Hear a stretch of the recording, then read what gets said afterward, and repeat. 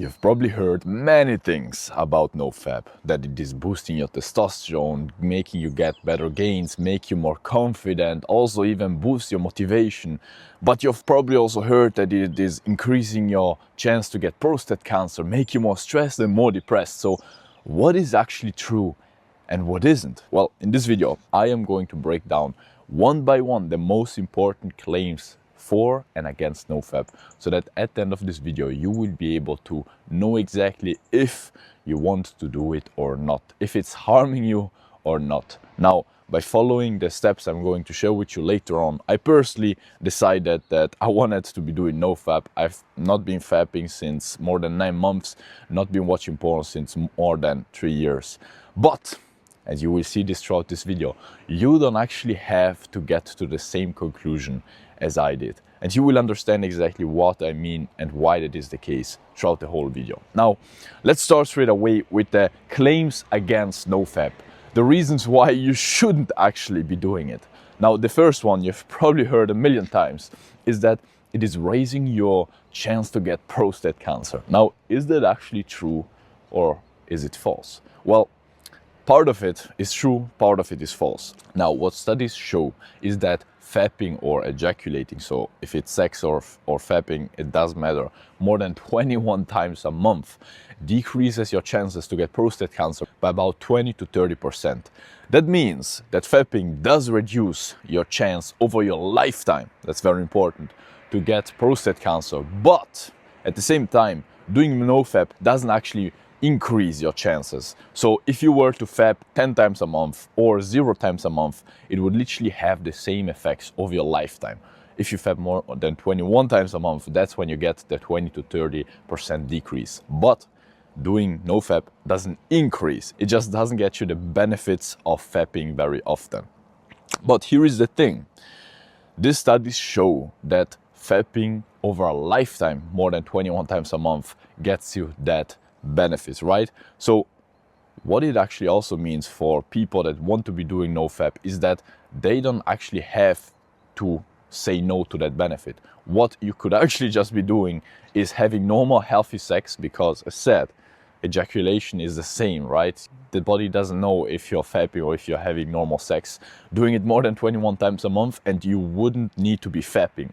So personally, what I can tell you is that this claim can be valuable and powerful, but it is not really, because it can be made harmless if you just have a normal sexual life. So you actually don't need to be fapping to get that 20 to 30% prostate cancer likelihood decrease. And on top of that, even if you were not doing anything for a few months, right, it wouldn't affect your whole lifetime, because these studies have been made over a lifetime, and over a lifetime a few months play a very, very, very little role. Now, the second main claim against NoFap is that it is raising your stress. Why is that? Well, because studies show that fapping actually is decreasing your stress afterwards, like immediately afterwards, pretty much. And that's why people say that when you do NoFap, you're more stressed. But here is the thing, fapping is actually not the best and most powerful way to manage your stress levels, and there are so many better ways to do it. For example, sleep, meditation, even things like journaling, exercising, way more powerful. So to be less stressed, you don't need to be fapping. You actually need to learn to manage your stress and do other healthy habits that get you to have low stress levels. Most importantly, it's kind of like trying to still a symptom, right? People think that they will be less stressed if they fap, but it's just releasing the stress they have let build up throughout the day. What I've seen that is way more powerful myself was learning how to manage my stress throughout the day, so that I didn't let any stress build up, and therefore I didn't need to be releasing it, right? Now, the third big claim against NoFap is that it is making you depressed and it is making you get anxiety. Now, people say that if you always put shame on yourself for fapping and doing those things, then you will start to become, anxious, and you will start to feel bad about yourself. On one side, it's true. There are many people that do NoFap the wrong way, and they basically put shame on themselves for doing it wrong, and every single time they fuck up, they basically feel bad, and therefore they build kind of like this anxiety around it. But it's not NoFap itself that does this, it's mainly about how you do it. You could at the same time literally be seeing how you were improving, how you were becoming better every single day, and even when you fuck up, you see it as kind of like a mistake, not a failure, right? You're becoming better, you're doing longer streaks, you're becoming better at controlling yourself, becoming more disciplined, and all of those kind of things. And you could literally be seeing it as an amazing, progress, and therefore not get any anxiety. So I don't think that this claim is also very powerful, very deep. It's just, if you do it wrong, with the wrong intention and with the wrong mindset, then you're obviously going to be having anxiety. But at the same time, you could be literally having anxiety about sports because you're very competitive, and every single time you make a mistake, you throw yourself down and put shame on yourself. So it's not the thing itself, it's not sports that is bad or NoFap that it's bad, it's just how you think about it, your mindset, and how you approach it. Now, those were the main claims against NoFap. And now we get into the main claims for NoFap, the reasons why people tell you that you should actually be doing NoFap. The first, and the one that you have probably heard a million times, is that it is boosting your testosterone, right? You've heard it a million times. After a week, you get a 150% increase in your testosterone levels. Well, here is the thing. Studies show that this testosterone boost actually occurs, and that you actually get a testosterone boost between 1 and 3 weeks. But here is a big but.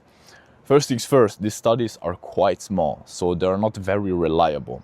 And secondly, these studies don't look at the benefits after 3 weeks or more. So basically, we don't know anything about that. And so people that tell you that it is boosting your testosterone over the long term, their claims might be true, they might be false, but they're not based on actual studies. So I think this claim is also not very deep and very powerful. The second claim for NoFap that most people talk about is that it is making you more like strong, more motivated, more confident around other people, and in general, it is improving your life. Now, here is the thing. If you look at most people's experience with NoFap, this is actually true.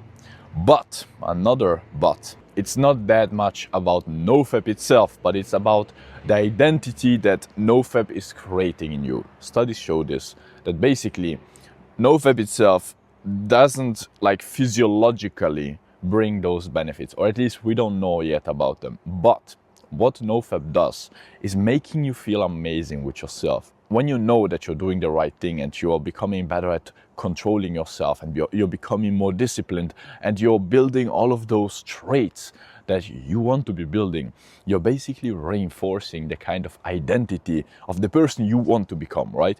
And so by doing that, you will literally have positive effects on other parts of your life, because that version of yourself that you want to become, and you're basically reinforcing through NoFap, doing the right thing for you, is basically making you push harder maybe in the gym, is making you feel more confident about yourself, is giving you more motivation and discipline to work on other things, and therefore your life as a whole improves. So it's more about the psychological effect of NoFap rather than the physiological. Physiological means basically what it is doing on your body itself. We don't really know that much about it, but what we do know is that the psychological effect is very, very powerful. So what you basically now know is that there are no real big reasons for or against NoFap, right? On a health level, you now know that all the claims against it, that it is making you be more stressed, getting you anxiety or prostate cancer, are all not really true. So you basically can eliminate them, make them harmless by approaching NoFap the right way and doing a few things right. And also the claims for NoFap, so basically that it is making you more motivated, confident, all of those things, and is boosting your testosterone over the long term, well, they're not very well researched and not very well backed by science. So basically, the right question here isn't whether NoFap is harming you or not, but it's more about what would your ideal self do, right? Because at the end of the day, you now know it's not harming you, it's not really benefiting you on a physiological level, but it's all about what it is creating, what it is reinforcing, the kind of identity that it is reinforcing. And so if you feel like NoFap is the right thing for you, it is the thing that your ideal self would do, then do it, bro. It will make you build that identity fast, and it will make you feel at peace with yourself. If on the other hand, you feel like your ideal self, he wouldn't care about it, then don't care about it. You're not losing any big benefits. All the benefits really are in here. And so what we now know is that NoFap on itself is not harming you, it's not benefiting you in a too big way, like with the claims about testosterone and all of those kind of things. So do what you feel is right for you. By asking myself that question, basically, what would my ideal self in his ideal life do? I know exactly that I wouldn't, right? I know that I wouldn't be wasting my sexual energy with masturbating, and I know that my ideal life, I don't need it, right? Because I'm actually just having normal, healthy sex. So that's it, bro. So instead of making a religion out of it, where we say to everyone, it's harming you to do it, it's you're a pussy if you don't do it, all of those kind of things. It's all about, what would you do if you were living your ideal life? If you were already your ideal self, what would you do? What do you feel is right? Ask yourself that question, and just then do what you know you should be doing. And that's when you will feel at peace with yourself. So if, for example, you now know that you want to be doing NoFap, but you have no clue whatsoever how to do it, you may have tried already, but you failed over and over and over again. Let me tell you, I know exactly how it feels like to be there. And I've already made a video where I break down step by step how I went from fapping, twice a day and basically fucking up over and over again, to now not doing it since more than 9 months and feeling totally free from it. So if you're interested in that, go and check it out. And if you have any further questions or you want my personal help with anything, you can book a free coaching call, link in the description down below. Now, I wish you an amazing day, bro. See you very soon, hopefully. Ciao.